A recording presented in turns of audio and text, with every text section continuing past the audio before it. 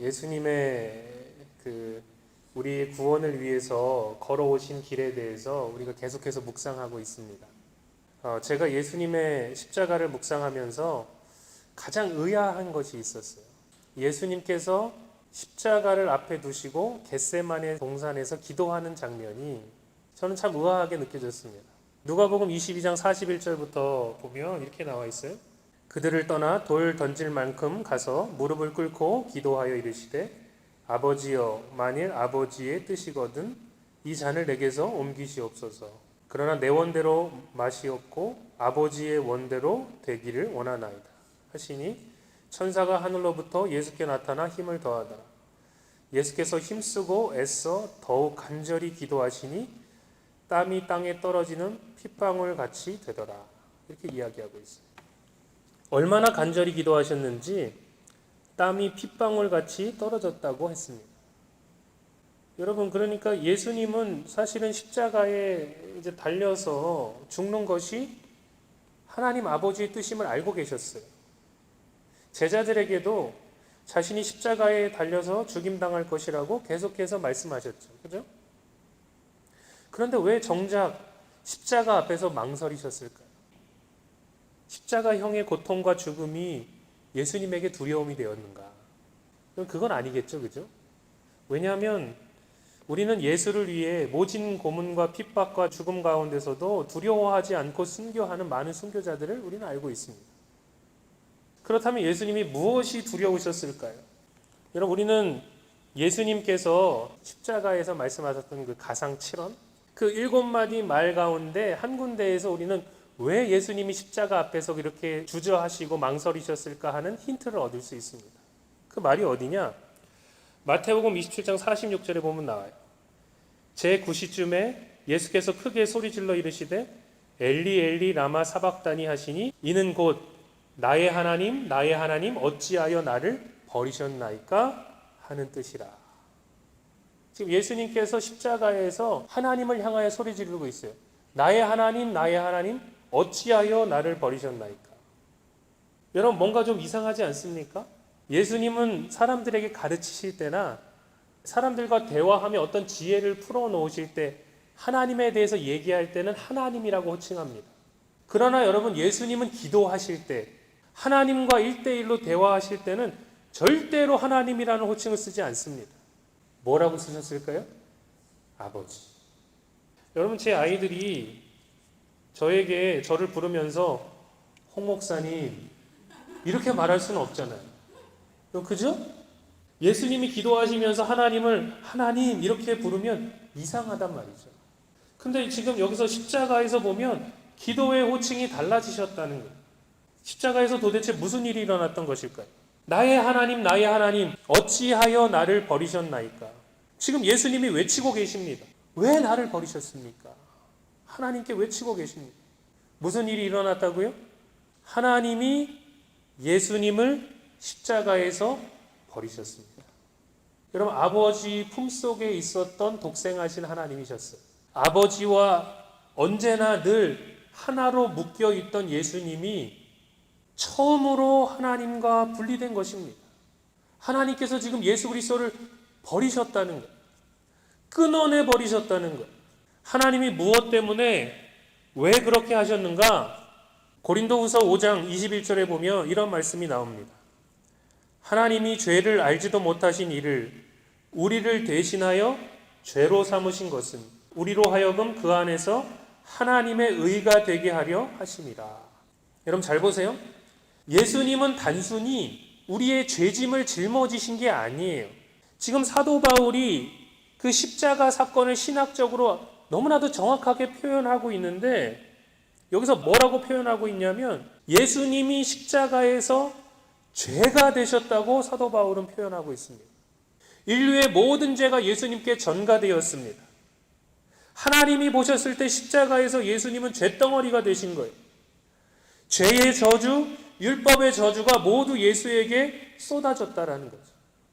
하나님께서 그 얼굴을 예수 그리스도에게로부터 돌리셔서 그 아들을 외면하셨다는 거예요. 여러분, 왜 하나님께서 자신의 독생자를 이토록 비참하게 끔찍하게 버리셨는가? 뭐 때문이에요? 죄가 이렇게 끔찍하기 때문에 그렇습니다. 여러분, 죄의 싹슨, 죄의 값은 사망이라고 성경은 선포하고 있습니다. 그죠? 여기서 말하는 이 사망은 단순히 육적인 죽음을 말하는 것이 아니에요. 영적인 죽음을 말합니다. 죄의 삭은 사망이 하나님과 분리되는 거예요. 그러니까 십자가 앞에서 예수님이 무엇이 두려우시고 무엇이 망설여지셨냐? 십자가의 고통과 죽음이 두려우셨던 것이 아니라 하나님으로부터 버림받고 하나님으로부터 분리되는 것이 두려우셨다는 거예요.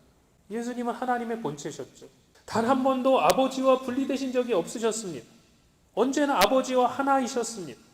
그런데 인간들의 죄 때문에 그 죄를 정결하게 하기 위해서, 그 죄값을 짊어지기 위해서 자기 자신이 죄덩어리가 되셔서 하나님과 완전히 분리됨을 경험하셨다는 거예요. 여러분, 인간은 자기의 죄값을 지고 지옥에 떨어져서 영원히 하나님과 분리되어 산다는 것이 얼마나 끔찍한 것인지를 사실은 잘 깨달아 알지 못합니다. 이 세상에서도 사람들이 하나님 없이 잘 먹고 잘 살죠? 나는 하나님 안 믿어도 잘 살아. 왜 그런 줄 아세요? 사람은 천국을 경험해 보지도 못했고요, 지옥을 경험해 보지도 못했어요. 그러니까 하나님과 분리되는 것이 어떠한 것인지, 그것이 얼마나 끔찍한 일인지 고통스러운 일인지를 경험해 보지도 못했을 뿐더러 그 의미를 알지도 못한다라는 거예요. 그런데 여러분, 예수님은 하늘로부터 오셨습니다. 그분은 아버지와 늘 하나 되어 있으셨어요. 그러니까 하나님과 분리된다는 것이, 하나님으로부터 버림받는다는 것이 어떠한 의미인지를 예수님은 정확하게 알고 계셨다는 거예요. 하나님께 외면받는다는 것, 하나님이 나를 사랑의 눈빛으로 쳐다보지 않으신다는 것이 어떠한 의미인지를 너무나도 정확하게 아셨다라는 거예요. 여러분, 그리고 그것을 우리 때문에, 나 때문에 실제적으로 경험하셨다는 거죠. 여러분, 예수님이 금요일 날 오전 9시에 십자가에 못 박히셨습니다. 그래서 6시간 동안 못 박혀 계시고 오후 3시에 돌아가셨습니다. 그래서 주일 이른 아침 부활하셨으니까 아마 이 땅의 시간으로는 42시간, 길어야 46시간 하나님으로부터 분리됨을, 하나님으로부터 버림받음을 경험하셨다는 거예요. 어찌 보면 잠시 잠깐 아닙니까? 우리가 어제도 같이 말씀을 나눴듯이 예수님은 잠시 동안 천사들보다 못함을 입으셨다, 이렇게 나와 있습니다. 짧아야 42시간, 길어야 46시간입니다.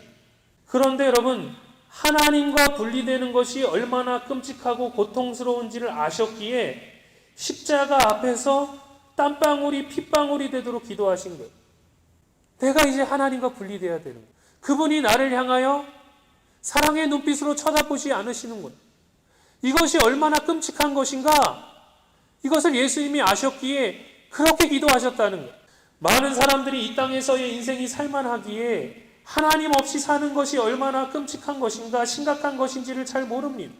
예수를 믿는다는 것과 그분께 순종하는 것이 얼마나 행복한 일인지 잘 모르고 이 영적인 축복을 가볍게 여긴다는 거예요. 예수가 왜 십자가를 져야 했는가? 왜 예수가 십자가 앞에서 이토록 망설이셨는가?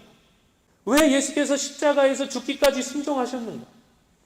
하나님과 절대 분리되지 말라고, 우리에게 너희는 절대 하나님으로부터 버림받아서는 안 된다는 것을 알게 하시기 위해서 그렇게 하셨다는 거죠.